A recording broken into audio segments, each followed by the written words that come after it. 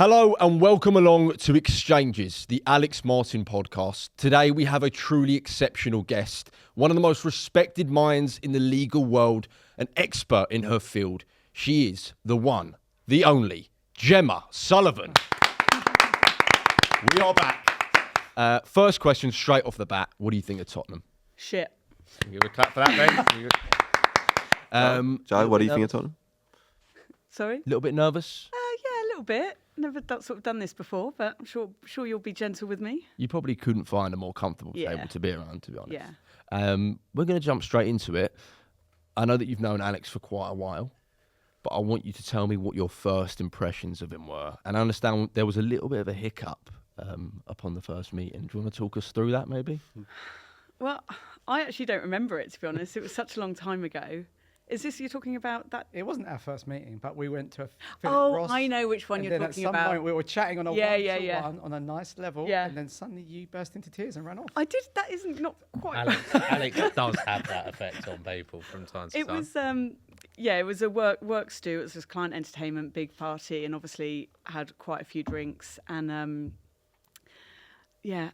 when I kind of want to have a good relationship with somebody and sort of speak to them on a level and be friends, I want to be open about myself. So I think I told you I was gay. And, yeah, you did. Well, and for some reason, obviously fueled by booze, that made me cry. Was that the reason you cried? I didn't know. I think didn't know so. the backstory. Yeah. I mean, as much as I can remember, yeah. Had you come out by then properly, or was that? Yes, I had. Yeah, fully. Yeah. Okay. Yeah. Just But not sort to of, you by but that sort of point. like not to clients. Okay.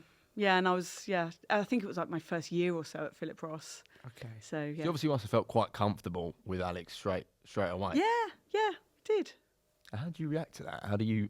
Well, at that time, I wasn't sure what was going on, but I imagine you were quite drunk as well. had a few. Yeah, We he had sort of half a glass of wine and he was a bit merry. But yeah, one of the reasons me and Gemma gel is because we're just very real with each other. Yeah. Yeah, we have pretty open conversations, don't we? Yeah, we do. Yeah. Any more to share? Or? Probably not. Not today, no. Not in front of a camera, I presume, but yeah. Wow, guys, you're looking hard. You were at MIPIM together recently. How was MIPIM? Was it good this year or? It was cold, wet and miserable, and actually it wasn't that well, so it was a bit of a struggle. I think it was productive, but I didn't enjoy it nearly as much because the sun wasn't out. Ben, your MIPIM debut, how'd it go? I enjoyed it. I think the weather didn't help, but meeting new people, new relationships, it was good fun. But yeah, the weather definitely didn't help. Why is everyone expecting the Ben weather to be really unreal? gave it a good go, though. Yeah. I mean, we were in bed 10 o'clock most nights, I think. Really? Well, all right, Ben 1 wasn't. o'clock. Yeah, 1 o'clock. Ben might have rocked in a bit later a couple Blame of nights. Gemma I was gonna say, Sullivan. I was out with Yeah, him blame one Gem. night. We were out watching the football and just one thing led to the next. It was 3 a.m. End at about 10:30. No, Like 11:30. France is an hour ahead now, Yeah. and it was extra time and penalties. So, Yeah. but yeah, no, it was good. It was. I came home and I needed the whole weekend to recover. My social battery was dead. I think you said the same thing. It's like you're saying the same thing to loads of different people. It's good fun. It's a good thing to do. Wasn't as good as the previous two. Is that because I was there? I would agree with that. I mean, the sunshine always helps. You're south of France, you kind of expect the sun to be out, but in March, you can't guarantee that. For me, a bit like Al, it was the weather didn't help. It was good to see clients and agents and reinforce relationships and meet a couple of new contacts, but I don't know. I'm not 100% convinced on the benefit of it just yet. Okay. So Will you mainly be going? about men as well, a bit different this year. yeah, I mean, I'd love to know what the percentage attendees in terms of men and women are, but it was hardly any women, and it just felt like a big booze fest for men to get a bit leery, like later on in the evening.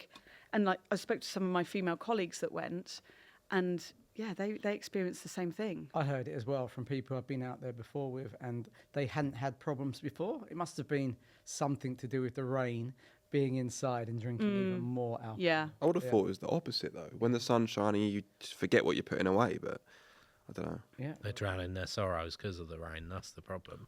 But yeah, I mean, you're not the only one to have said it. So clearly, it was far more prominent this year. Yeah, I think because than I didn't notice it last year being at all like that. I mean, obviously, I noticed it being mainly full of men, but it wasn't a problem. There wasn't any. What, like you know, sexism and stuff? Well, sexism in terms of being sleazy, Yeah. you know, it's That's a big thing from you because you're pretty open-minded.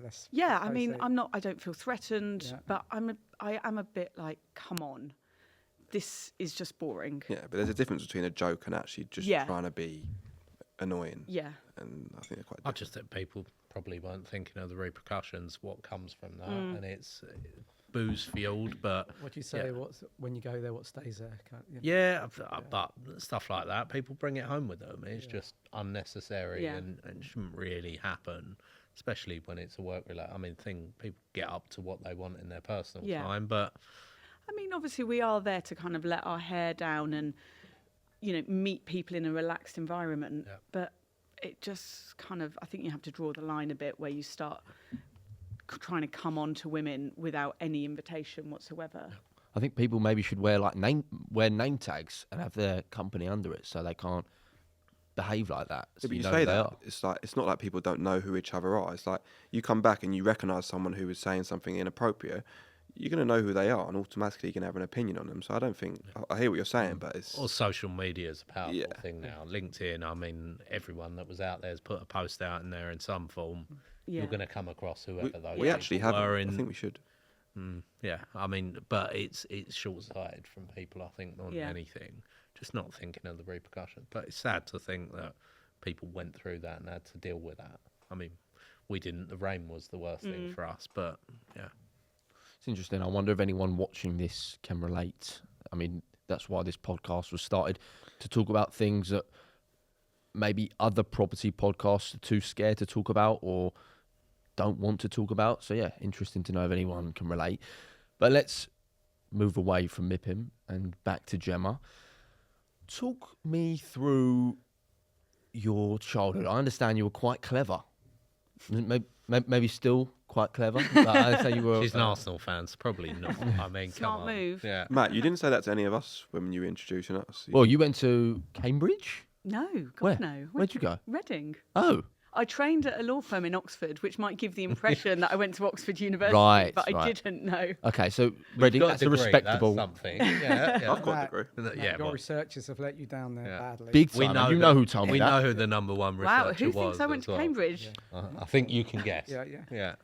All right, that's bang out of order. I'll be telling it. Reading's a respectable uni, is it? Yeah. So were you top of the? It's not quite Cambridge. Is it? I mean, Actually, in the property game, it is No, the place to go for to your property. land management. For land degree. management, yeah. Yeah, maybe not solicitors. Yeah. Yeah. and did you know that you were going to be a powerhouse, if you don't mind me saying? Because you know you're a powerful woman. You come across like when you walked in the room, you had your bright blue jacket on. You just looked like you've got it all together. You know what I mean? That's kind of you to say. It's just experience, I think, and just age and years. No, not at all. It's probably only really the last few years that I feel really in control and knowing exactly what I'm doing, because now I'm at Gunner Cook. I'm basically running my own business. I'm not working for anybody else anymore. So, no, when I was younger, I didn't know that. But you're on a pathway. If you study law, you know, I mean, you can use a law degree for loads of things, but I always knew I wanted to be a lawyer.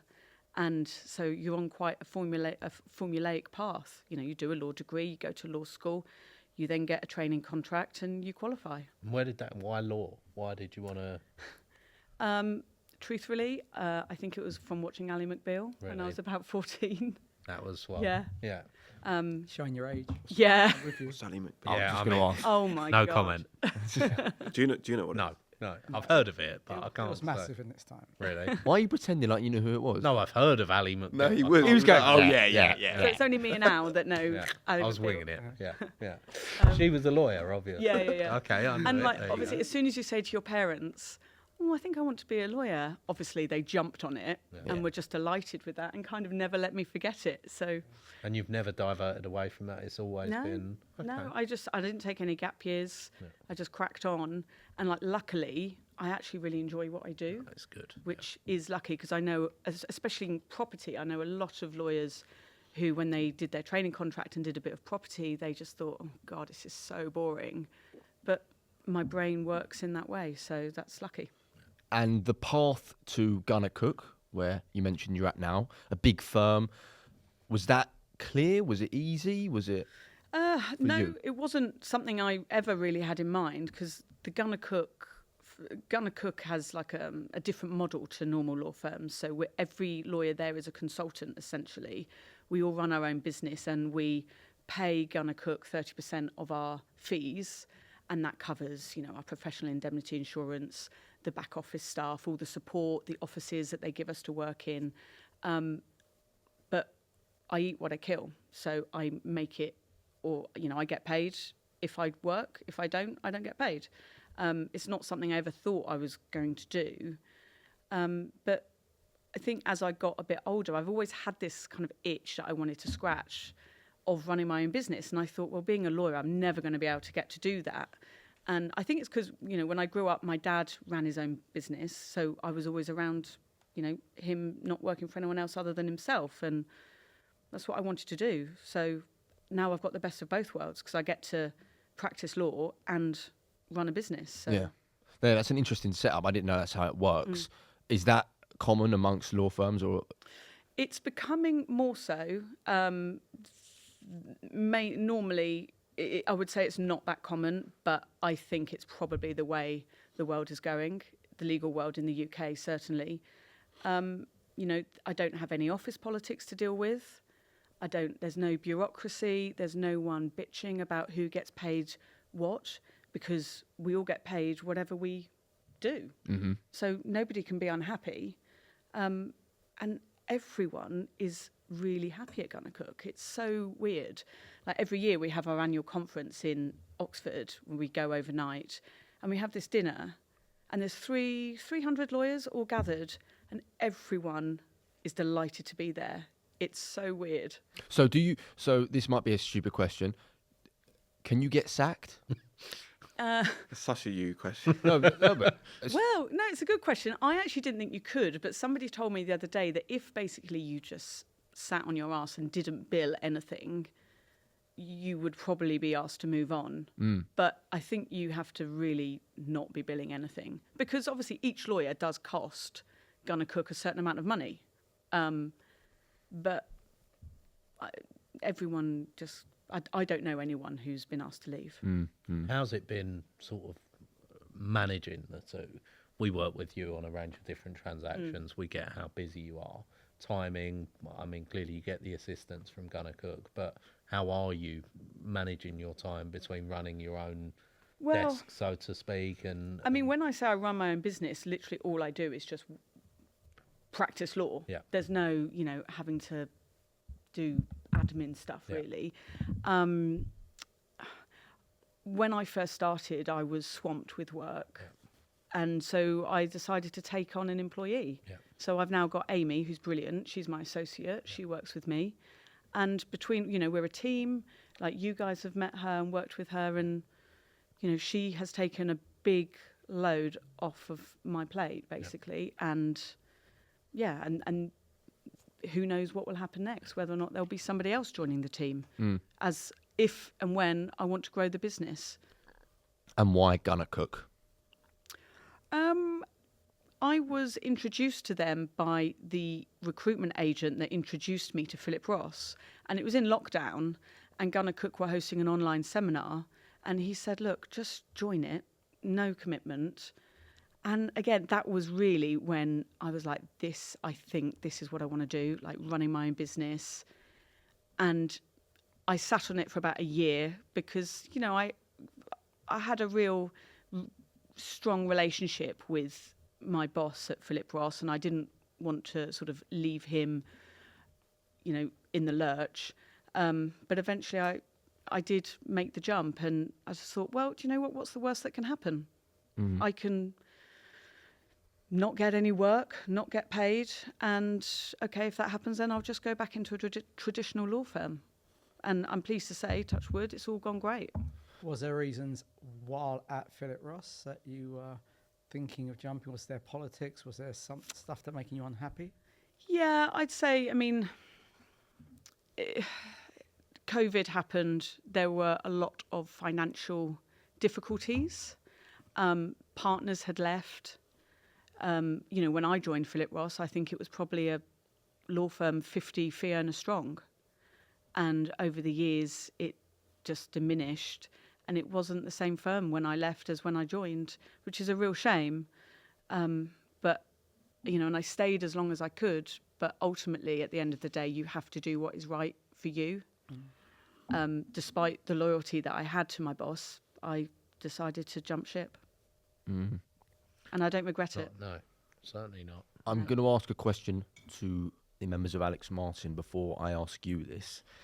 How do you think the name Gemma Sullivan is perceived by agents? And then I'm going to ask you a similar question, but with a little spin.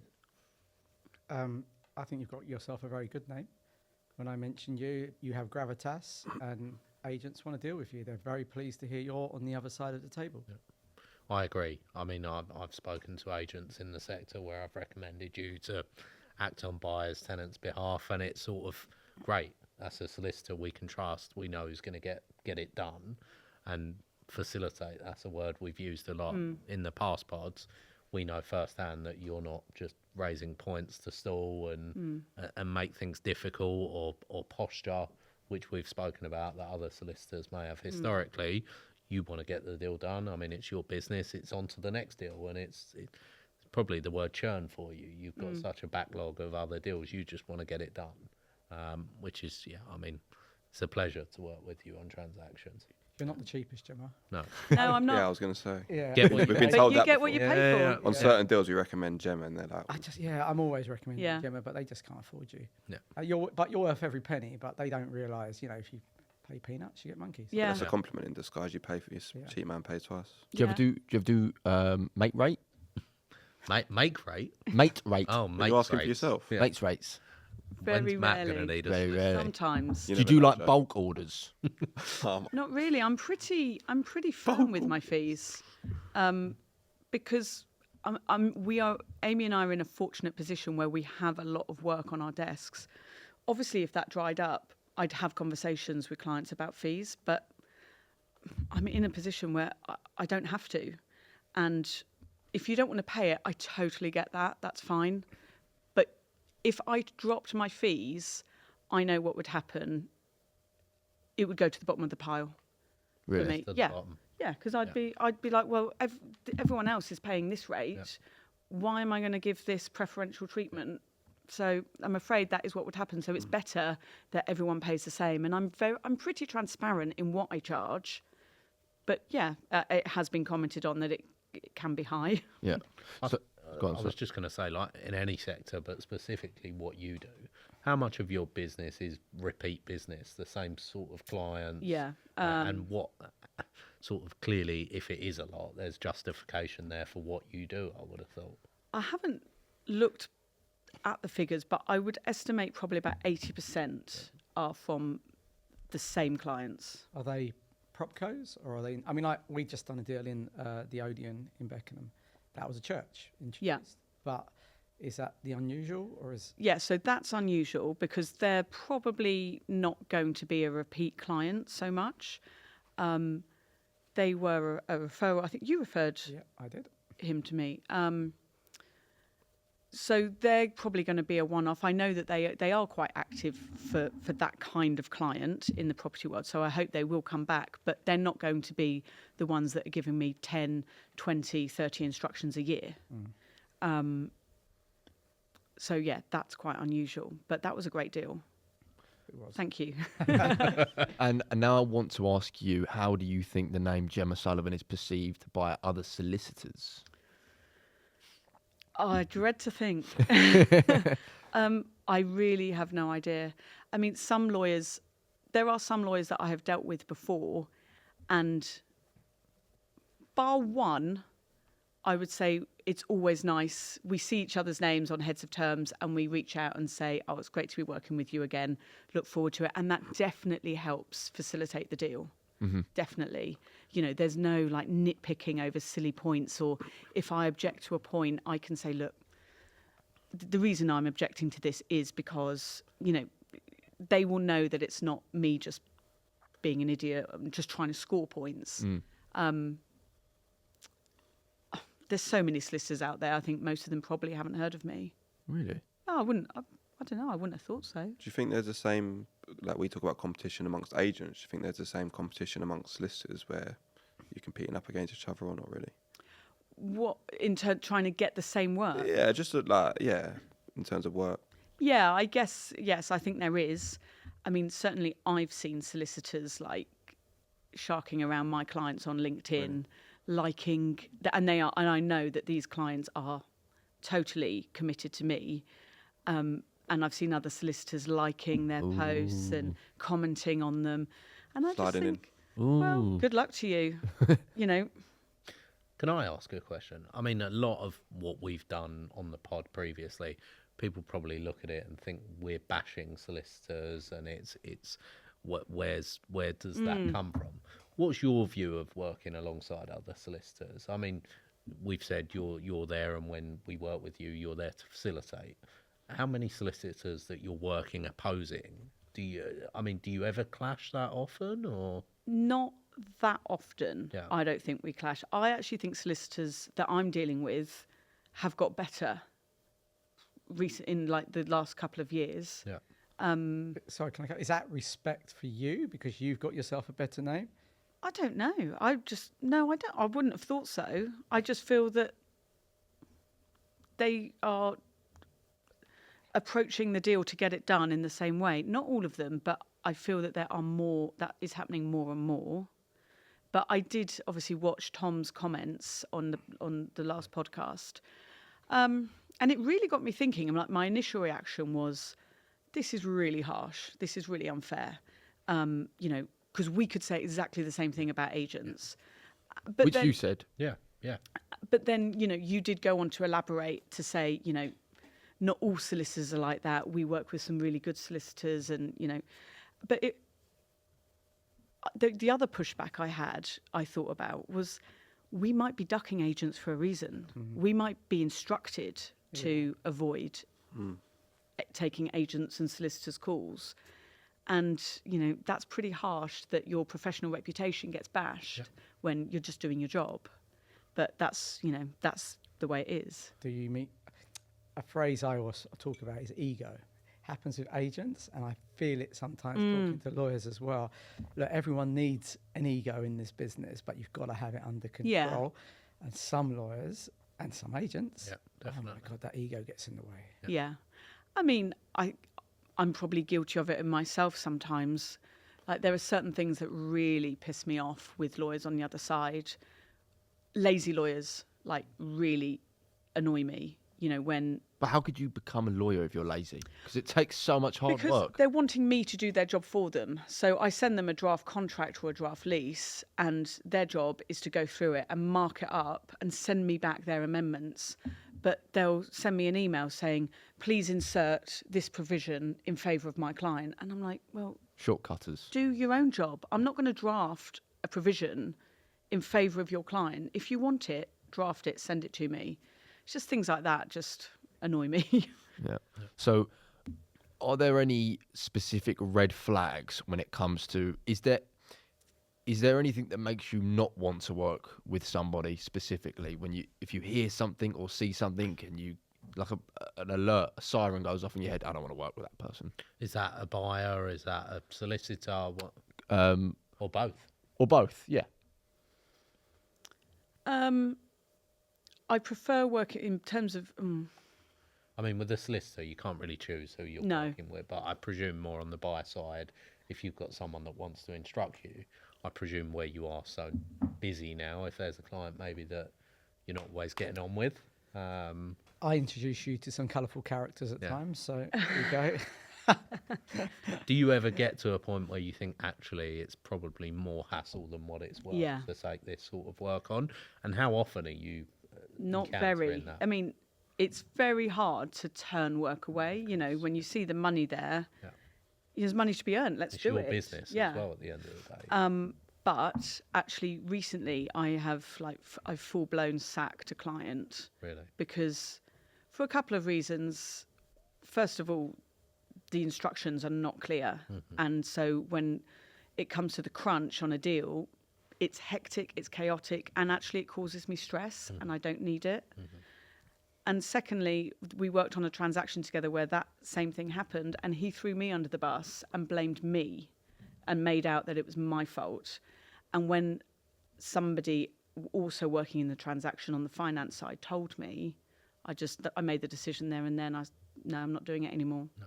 And they have since tried to instruct me a couple of times, and I've said no, in a polite way. Yeah. There's no need to be rude about it, but I think we perhaps, for whatever reason, just don't work well together. So let's move on.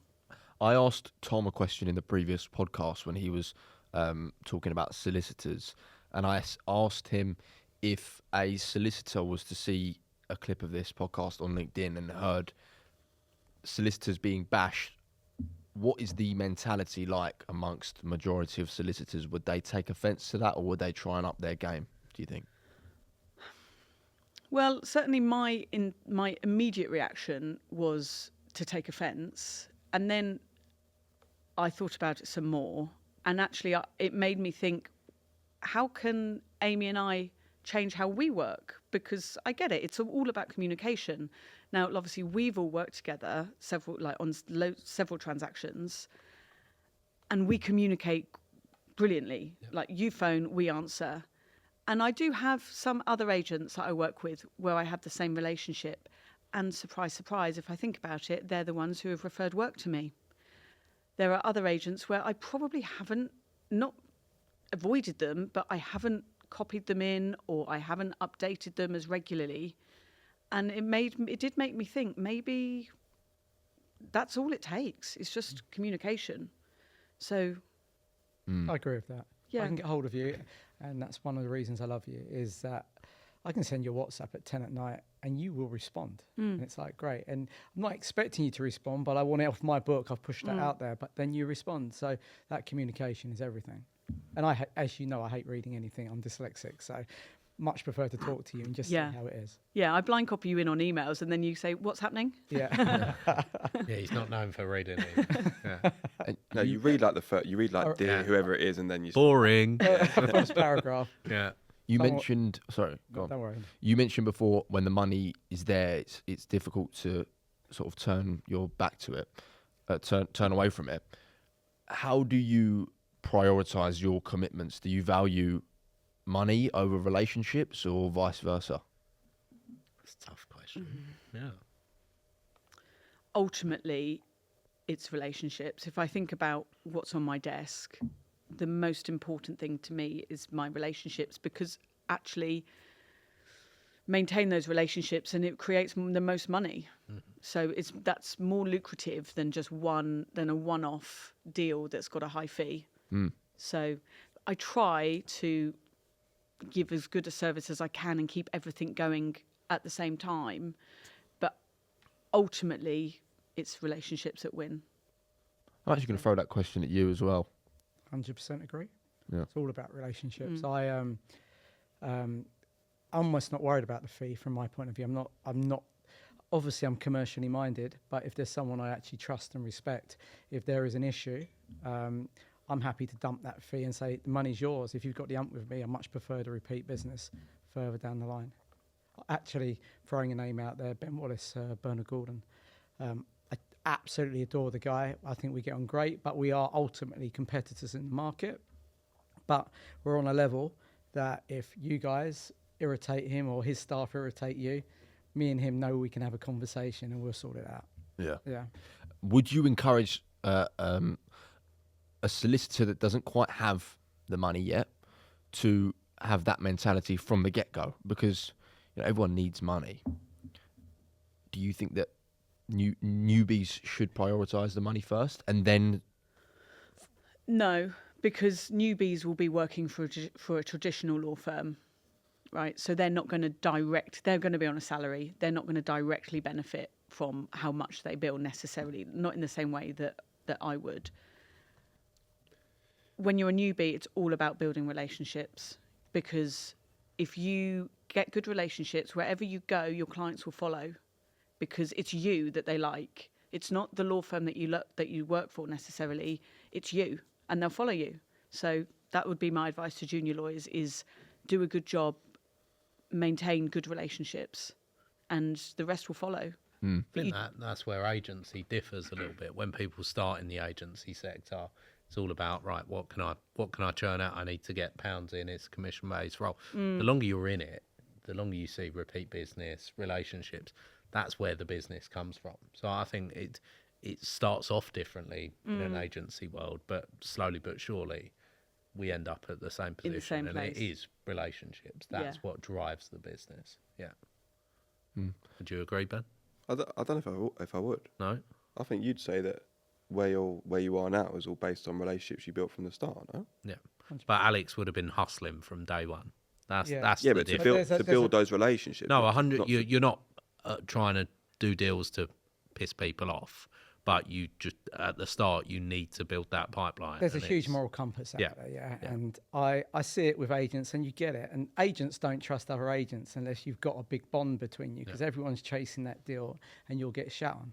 And actually, I've kind of been a slow burn.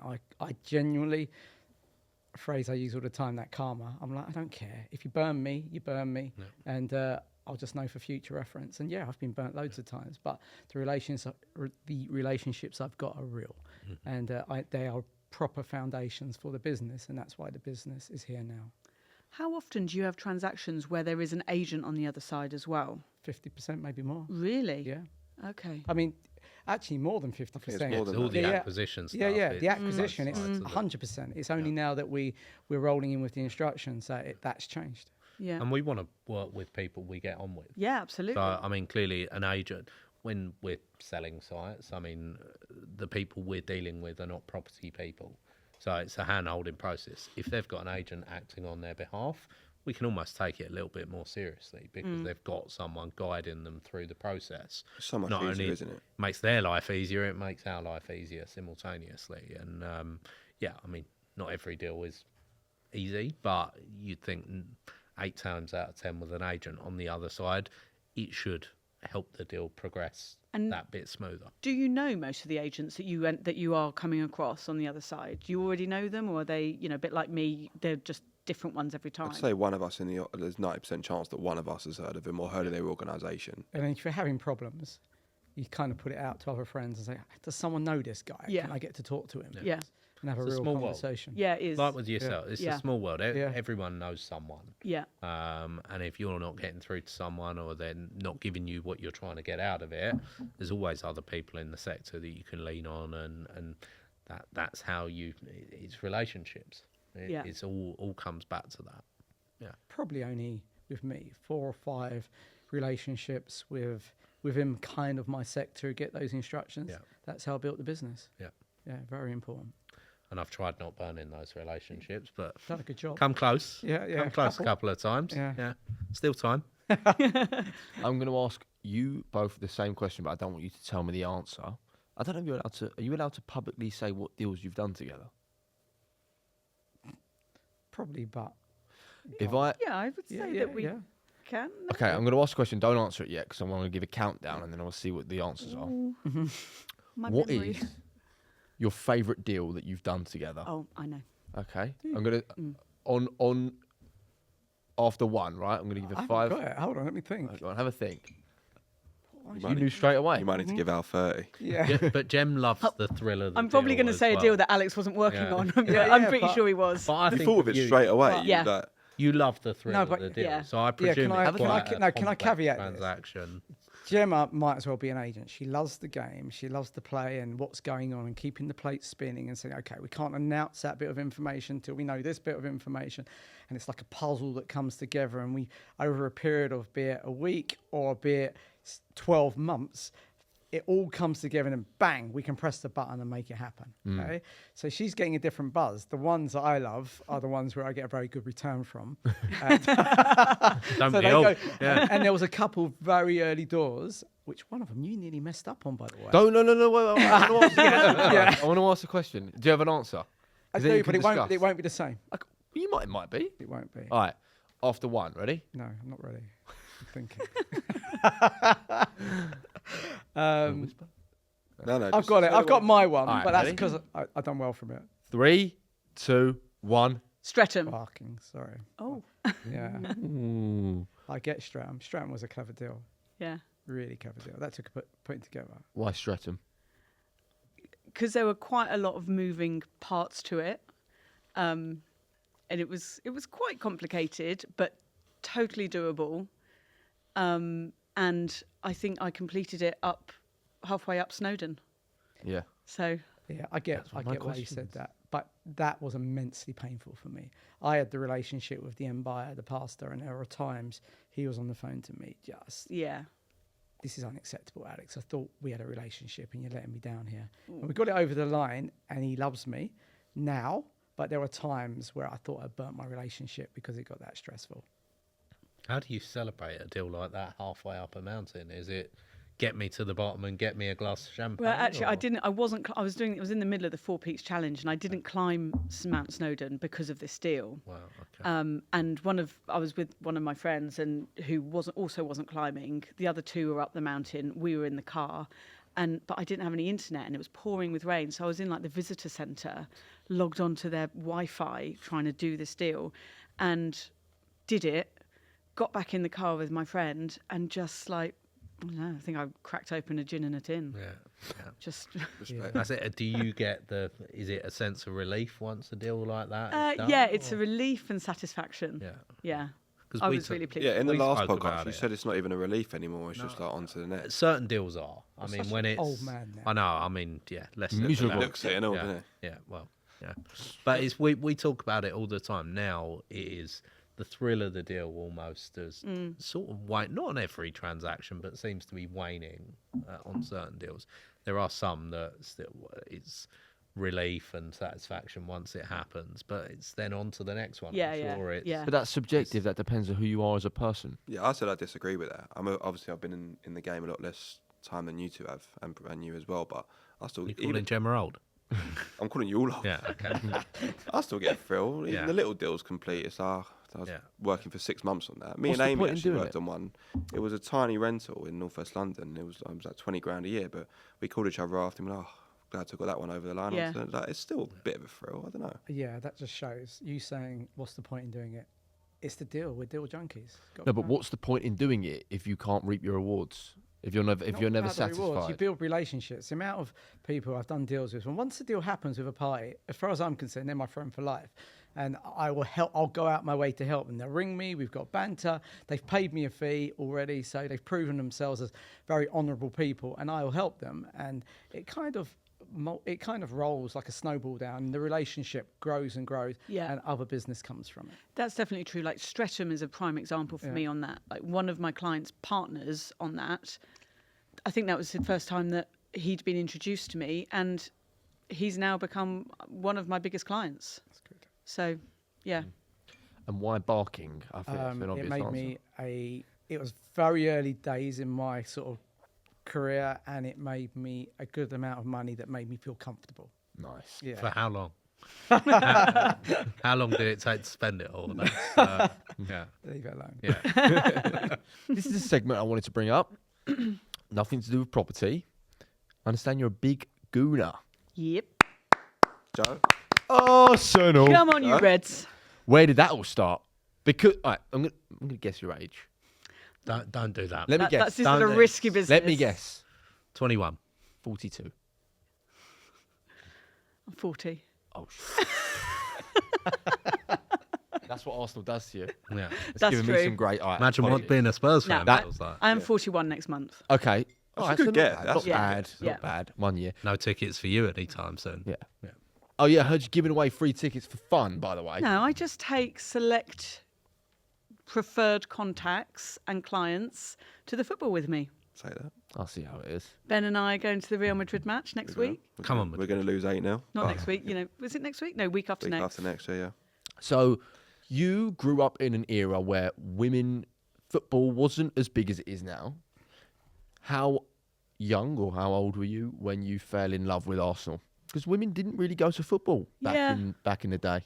How old are we going? I mean, it's not the 40s. No, but still, 80s, 90s, it wasn't Yeah. common. Well, I mean, Matt, I was born in the 80s. Okay. So, yeah. Sorry. You're panicking. I am. I'm now feeling very old. Yeah, well, I'm, Just less said, the better, Al. Yeah. Well, I'm an Arsenal fan because of my dad, and he's an Arsenal fan because of his dad. So, you know, what it's like, you don't really have a choice. And, you know, thank God. I think my dad was taken to Arsenal one week and Leighton the other week. So thank God he chose Arsenal. Yeah. Passed that down to me. And I probably got into it when I was about 12 or 13. It was just before Wenger arrived. So just before like the great 97-98 season. My first shirt has Bergkamp on the back. Nice. Which I still have, and is actually my lucky shirt. It's what I wear to like the FA Cup finals. Oh, really? Are you Yeah. going to wear it for Madrid? Please tell me you are. Yeah, good point, actually. I hadn't thought about that, but yeah, I Soon will. to be unlucky. Yeah. Have you ever lost when you've worn it? Well, not in the cup, but in the league, I wore it. I wore it to the last match of the season, hoping that there'd be some miracle and Man City would lose. West Ham. Well, we did win. Yeah, but Man City went up within 2 minutes, I think. Yeah, didn't they? 2-0 up in like 3 minutes. So Then they scored just before half time in my heart. Yeah. I think I saw you that game. Great day. Yeah, I saw you before. And do you think that football is an important language in the industry that you work in? yeah, I actually do think it's helped me quite a lot. I mean, it's a very male-dominated industry, and I can have a chat with some people who like football. It's just something to chat about that's not work, and just kind of makes things a bit more friendly and relaxed. So actually, yeah, it's helped a lot. Yeah, that's all I could do when I went to events. Don't we know it? Yeah, literally. I went to an event with, what was it? It was like Christmas drinks or something.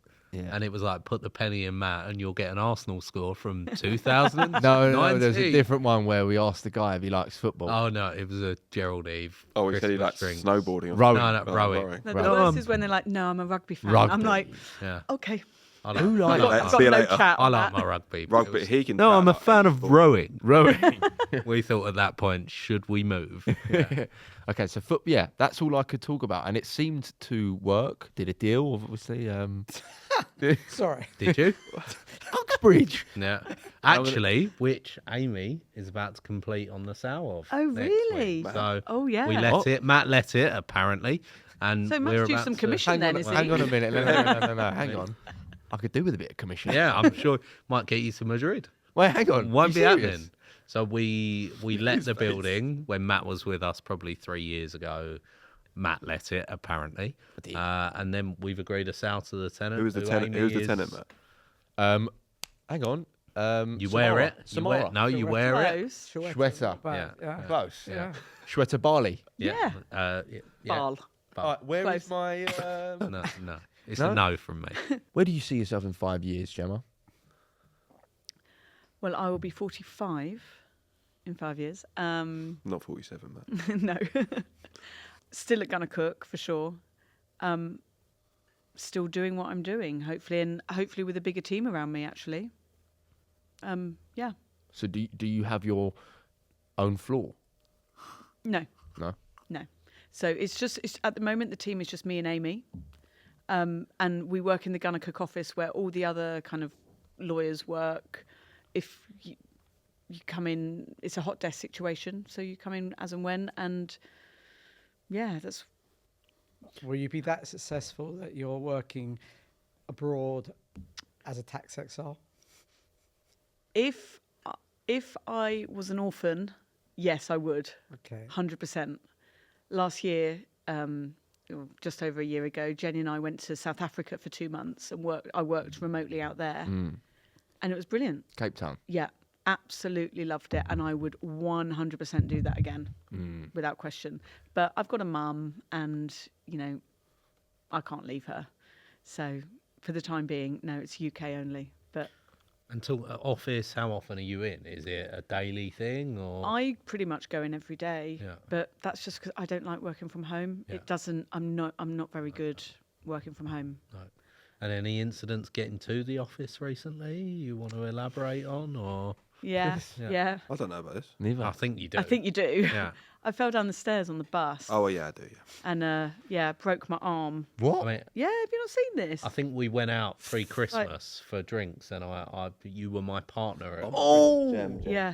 where did we do the? You've seen it, Ben. I don't And this one. That is grim. Look, both sides. Yeah, Wow. that one, and then that one.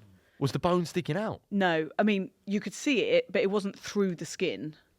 but you could see that it was misshaped, and Oh my god. yeah. So you're always out and about. I follow you on Instagram, and I can't remember the last time I saw you put a story up when you were in England. Genuinely. Bar at the football, I think. That's, Yeah, that's it. It's either Yeah. Arsenal or It actually Yeah. looks like she just comes home for Arsenal games. Flies the day after. some like that. Yeah. I love to travel. I love holidays, and I work to go on holidays basically. Yeah. But Where were you? Sorry, where were you when we were talking and you WhatsApped me a picture as we were talking, and there was a monkey walking by or something. There was some sort of animal. not recently. No, about a year or so ago. Oh, in Barbados. That's Barbados. Yeah. Okay. That's just Barbados. Yeah. So you prefer to be away from England? Yeah. You don't like England? I love England, and I would miss the pubs and the countryside, and I would miss London, but I love the sunshine. Yeah. So, I'm with you.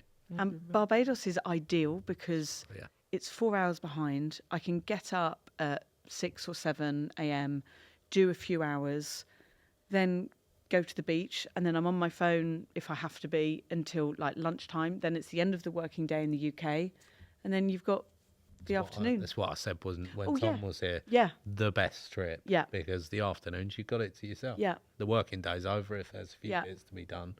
I presume the other side of the world, where I think you're off to soon. Yeah, I'm a bit worried about that, but luckily I've got Amy in support. But I'm going to Thailand at Easter, and that's going to be more difficult, I think. Where in Thailand?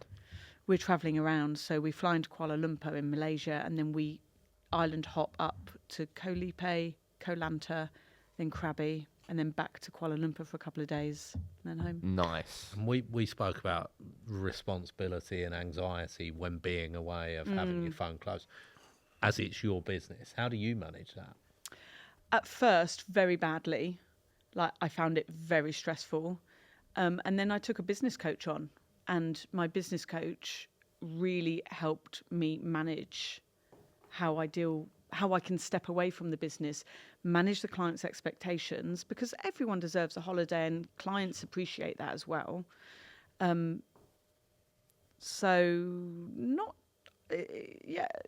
It's not easy.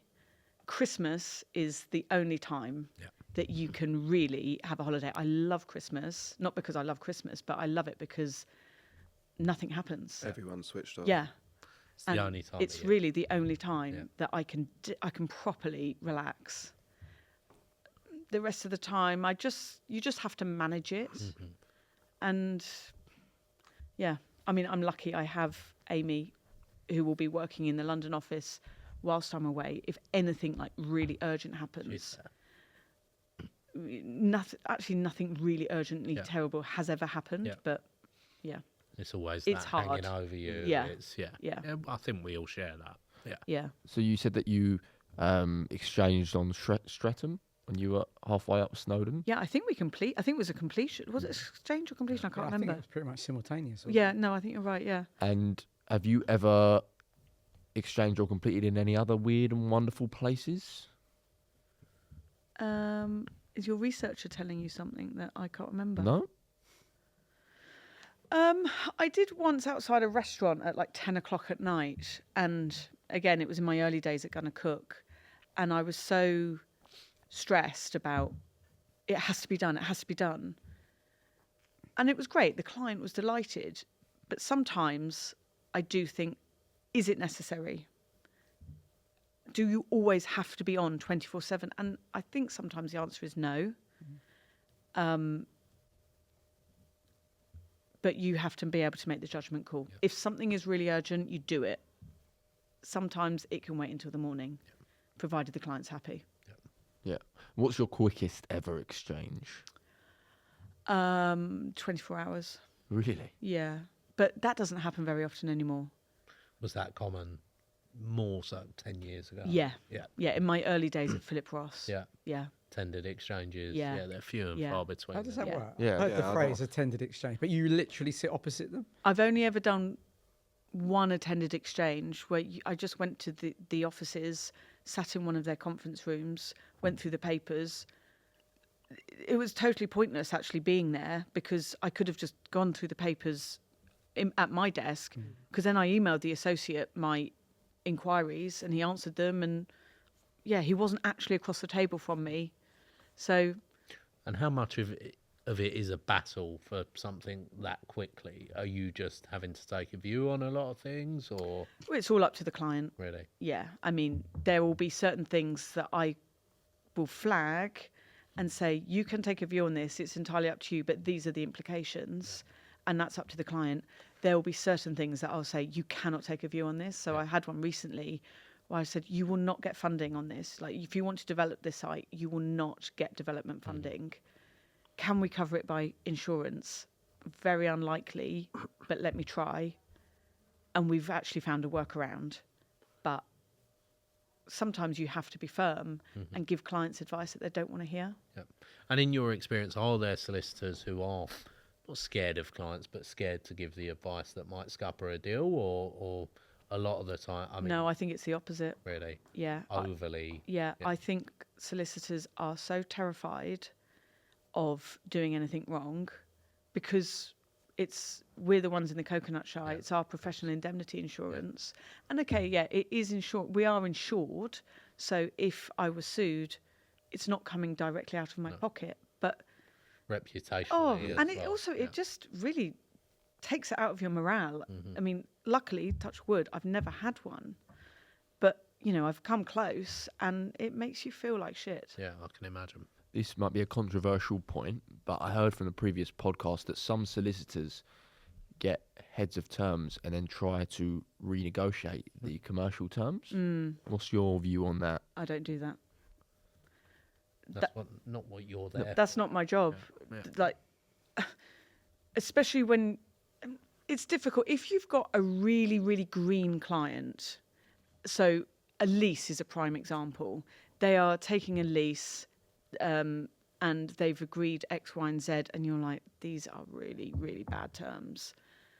You might, they've agreed them because they don't understand them. So when I explain the terms to them, they might say, that's not what I meant.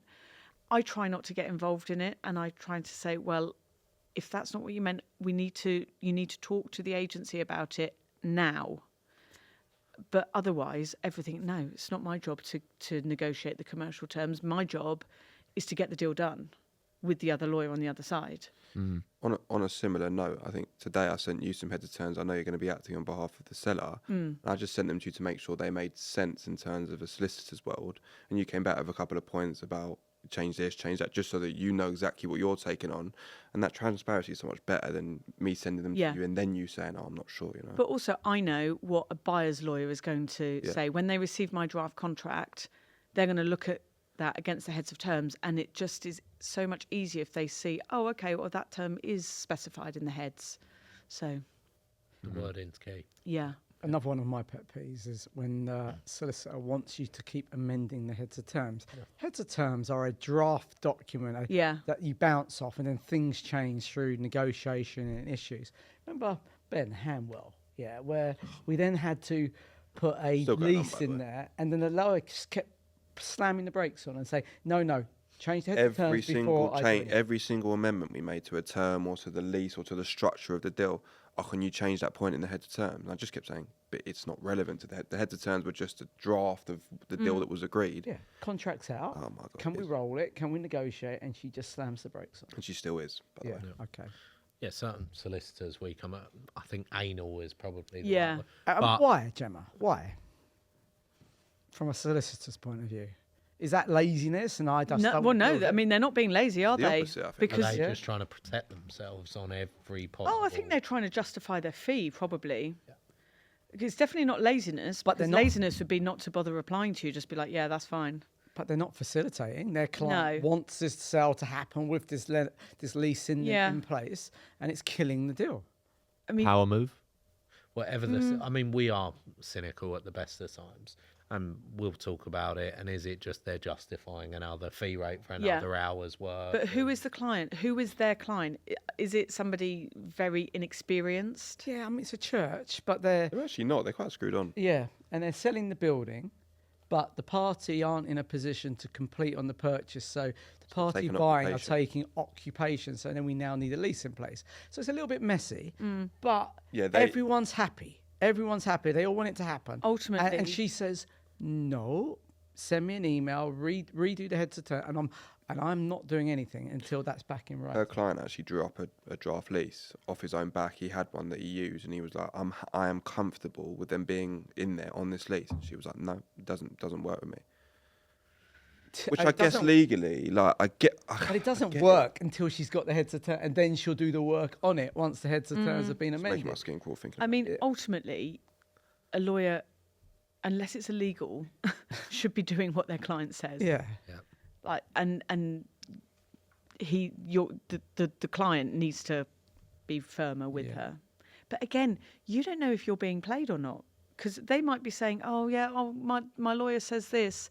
Maybe they're happy for the lawyer to be tinkering around with it. Yeah, it's possible. Do you not think a lot of the time with people that are uneducated, they lean on their lawyer so much that whatever their lawyer says, go. And I think sometimes lawyers struggle or don't explain like the implications. Oh, if you take a view on it, this will happen. Just like do you know what I mean? I agree, Works but in it's- every sector. Yeah, though. but I think the charity stuff, everyone's terrified of the Yeah. charity commission. So they're like, no, if they don't say it, we don't want to Yeah. fall foul of the charity commission. Yeah. So they are terrified. I think it's what they don't know. So it's Yeah. about Yeah, educating exactly. the buyer as Yeah.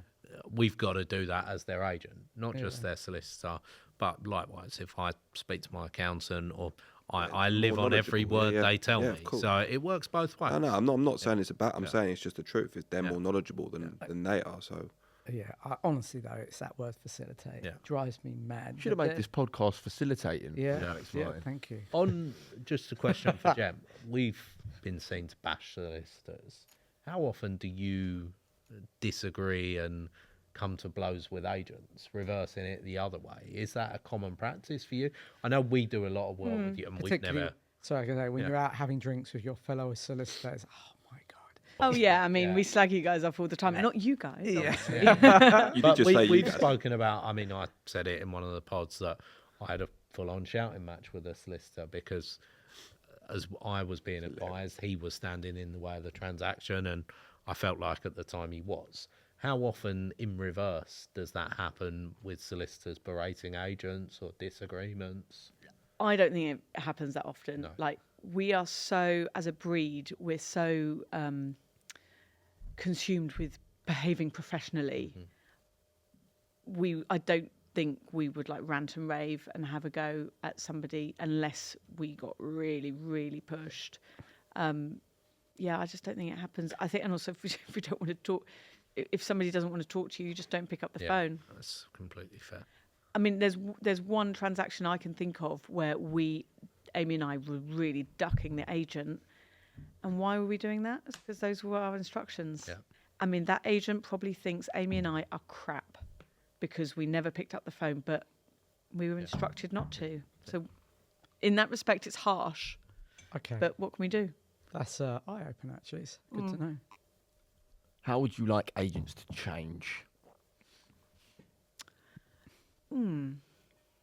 It's a tough question.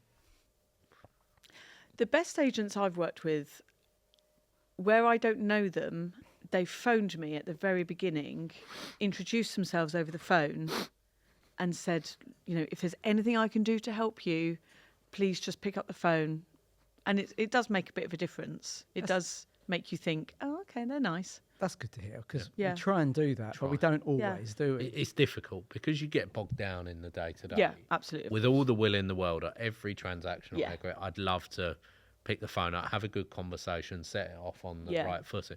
But life gets in the way sometimes. That's fantastic little knowledge, Yeah. honestly. So you're saying you would appreciate, where I'd have thought maybe they don't want to hear from her in the first place, and I wouldn't have made that call. Yeah, no, it's nice. Yeah, but I don't think all solicitors think like you. Because I think there's I'm a not sure. If like- you can build a bond from the off, Yeah. it probably does make life, and maybe But I like subconsciously sometimes hesitate picking up the phone to solicitors because I think they don't want to talk to me. But there you go. She just changed your mind. Yeah, but I don't think they all think like Gem. But try it from the beginning, the very, very beginning. Okay, so I work on the premises that not everyone gets on with me because I'm just very relaxed and open. I'll talk to you as you're my friend, and it gets on with, it pisses off one party, but I connect with 4 others. So the wins outweigh the losses. So you should take that on. I'm going to start doing that. Yeah, Thanks, no, John. nice. Yeah. 100%. That's 10 what minutes. this podcast is for. And to be honest, equally, I'm going to start taking on communicating a lot more with agents that I don't already have a relationship with, making sure that they're fully up to date. Because, like, literally yesterday, this guy contacted me and said, "Oh, you've been referred to me by an agent." It was, Matt Glazer, Yeah, I do. GLPG. Yeah. He's coming on, by the way. great guy. Yeah, he is I a mean, great he's just referred a brilliant client to me. Yeah. But I was just like, that's brilliant. And I thought, what deal did I last work with him on? And it was a deal where the client said to me, "Can you keep Matt in copy on everything so that he knows exactly where we are?" And because the client asked me to, I did. And that's obviously, paid off. Okay. So, yeah, it's a learning curve for me too. What advice would you give to someone that's watching this that is considering becoming a solicitor? Think about it long and hard. Like, it's a long journey to get to where you want to be. I'm 16 years in now. It's not easy, but it is worth it. But you have to put in the hours, and it's hard work. And especially when you're younger, like the fees, tuition fees and what have you, it is expensive. It is a lot of money. But if you actually enjoy it, do it. Yeah. But it's not easy. Yeah, and it's very competitive now. So it's difficult. Do you think it's... Sorry, go I on. was going to say, how did you stand out at Philip Ross? Because that was a pretty competitive firm. A lot of people wanted to be there, upmarket. I don't know, really. It was a really bizarre situation. I just went for an interview there, and Andrew offered me the job there and then. But it was a really weird interview. Like, I was just very relaxed. And again, I came out in the interview because I have this thing that I'm just like, if I'm going to be good and comfortable, you need to know who I am. And obviously he didn't care. And yeah, he just offered me the job there and then. And he and I just really got on well and worked well together. And obviously he was the managing partner. So it helped that I was in the office with the managing partner all the time, and I progressed well. And he had great work that he was giving me, and he trained me in he trained me in the trades, in sub-sales for sure. I don't know. And then, it's about taking the opportunity and running with it. I forgot how long I've known you. And you were sort of a junior solicitor in those Yeah, days. it And was 10 years ago. Yeah, and I've watched your gravitas grow. And both you are really now a showing your heavyweight. age. Was I even born yet? So, Gem, have you got any questions? Anything you want to throw out there? In terms of when you're dealing with solicitors and there are stumbling blocks in transactions, as quite often there are, do you want to know the legal detail of it, of why we are putting the brakes on or why we're saying this is an issue? And we explain to our clients, these are the implications, but we don't always explain it to the agents. 100%. I think I said this to you at 2 a.m. in Cannes. I don't know if you remember. But I said to you, No. I think sometimes I should just pick up the phone and be like, "Can you explain that to me?" Oh, yeah, no. I said, you just phone me and Amy anytime. Why? Yeah, why? I rarely ask why to us. Because sometimes you're like, "Oh, if it's going to be resolved, then whatever." It's going to. But there's a lot of respect that sorry to bore you, but she's there to facilitate. So what she's saying to you isn't just Trust. belt and braces. It is about, these are the issues. We can't get around them. Let's see what we can do. And we need to know that. We need to be educated. Yeah. For next time, don't you? It's like the same thing comes Yeah. up, it sticks with Yeah. you. The thing I don't ask for why to a solicitor. It's just, we need this, we need that. If you ask why, there's a bit more of an understanding. And Yeah. A phrase I use often is, it's so frustrating, but it's never boring. You're learning every day. You don't know where you're going to learn from, but there's always something you're going to... Are you still learning, or do you just know it? It's a book. Oh, no, I'm still learning, for sure. Not as much as I was or as frequently as I was, but yeah, definitely, for sure. So there's days that you are surprised. Oh, wow, I didn't know that. Yeah, definitely. Okay. And it's great, actually. Something happened the other day where a client told Amy about a stamp duty relief that we weren't aware of. And then, as it happened, literally a couple of weeks later, one of my clients asked me, Gem, can you tell me what's the situation in this scenario? And I could regurgitate it to him chapter and verse. And Did you like punch the air at that? yeah, I was Yeah. like, yes. How much of that do you know is like muscle memory to you? Yeah, a You lot have of it that- now is. So it's not going back and researching, sort of. A lot of it is kind of you just know now because Yeah. you've done it for so many years. A lot of it is like instinct as well. So what we were talking about earlier on those heads of terms and the SDLT, that SDLT relief, different matter. I said my instinct is we're going to have to pay stamp duty on if we're going to structure it in this way. But then I go to the internet and I look it up and figure out the actual correct answer. But Do you have your Bible that you rely on, or is it all just? yeah, it's called internet? Google. That's it. Yeah. I've got one more question. What do you think makes a great solicitor? It's pretty simple, actually, just two things. One is getting the legals right, and the second is service. Half of what we do is a service industry. Pick up the phone, respond to an email, update people. If you can't do it yet, just tell them what it is, tell them when you can do it. It's about service, but you have to be able to deliver the legal expertise. But that's a baseline given, I think, with any solicitor. The rest of it, to set you apart, is about giving the service and communicating, for sure. Well, thank you all for watching. It's been a pleasure. Thank you, Gemma. What a joy. Thank you for having me. We said, don't know if you can top Tom, but I think Tom's been topped.